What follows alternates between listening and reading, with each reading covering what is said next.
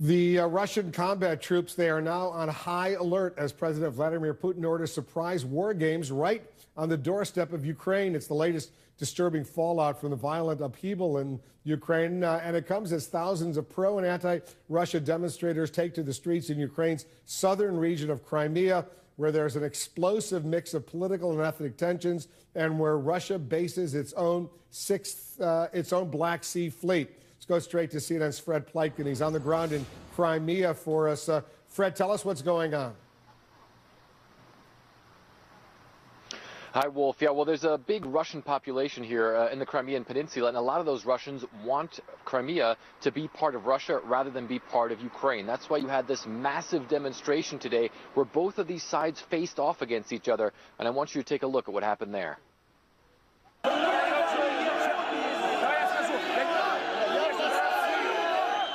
When tensions fly this high, there's very little room for debate. Thousands of pro-Ukrainian and pro-Russian protesters faced off on the Crimean Peninsula, an area with a substantial Russian population.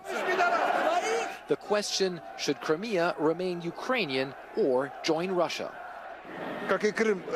Crimea is a Ukrainian territory, this man says, and all these demands to hand it to Russia are totally baseless.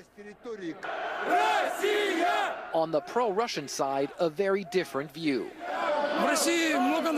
Crimea should be Russian, he says. In Russia, there are many cultures, and they all have rights. In Ukraine, languages are banned and marginalized. One protester died during the demonstration, even as a line of police and local leaders tried to keep the two sides apart.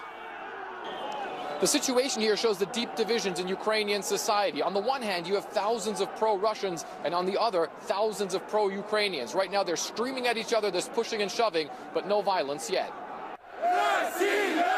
The large Russian population in southern Ukraine fears they might suffer under the new leadership in Kiev, that the Russian language and Russian culture might be banned.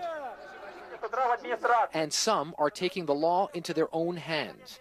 As we drove past the many Russian military bases near the garrison town of Sevastopol, we saw this: a pro-Russian militia manning checkpoints, together with local police who are clearly not loyal to the government in Kiev. The men had an armored vehicle. They didn't let us film. We took these pictures with our cell phones. The militia answers to this man, Alexei Chali, the new mayor of Sevastopol, elected Sunday in a vote the central government says was illegal. Many here hail him as a champion of Russian interests. Chali says his new force is an anti-terror unit. Because there is grave danger, we are founding an anti-terror center, he says, that will coordinate all of our security forces. Fear, uncertainty, and anger are driving many people in Ukraine out into the streets these days. They feel these are decisive times and might determine the future of their nation.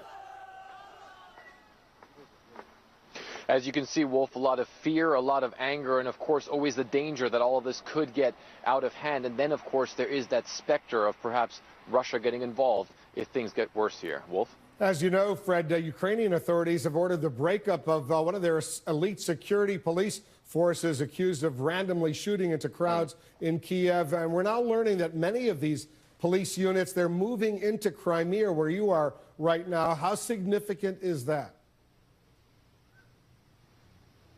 It is very significant. It's the Berkut force, and as you said, that force was disbanded on Tuesday by this new interim president. And now what's going on is that this mayor that you just saw in that report, he says that he's actually going to continue to pay those people. He says he's gotten money from somewhere. He didn't say where he'd get it from, and he was going to continue to pay them. And when those Berkut forces came from Kiev back to the Crimean region, they were actually cheered by the people there. So certainly they won't have to face any repercussions. And there are some people who want to actually still keep that force alive. One of them is that new separatist mayor there in the town of Sevastopol. So a very charged situation right now. That certainly is something that the central government in Kiev is not going to let happen, Wolf. Fred Pleitgen, be careful over there. We'll check back with you. Thank you. Up next.